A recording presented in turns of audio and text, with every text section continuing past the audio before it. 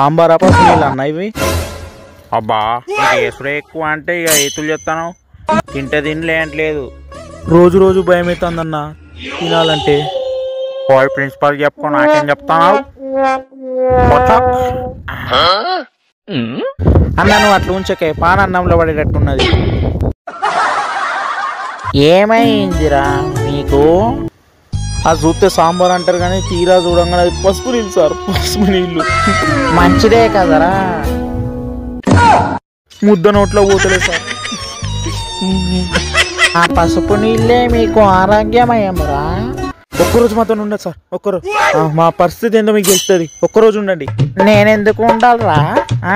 నా principal sir noodles తెచ్చుకున్నాడు. ఎవర్రా వాడు? నాకే బయట నేను తెప్పించుకుంటాను కానీ మా పరిస్థితి ఎట్లా సార్ చెప్పండి మరి. అరే నేను తెప్పించుకోలే సార్. మీరు అబద్ధం చెప్తాను, మేము ధర్నా చేస్తాం.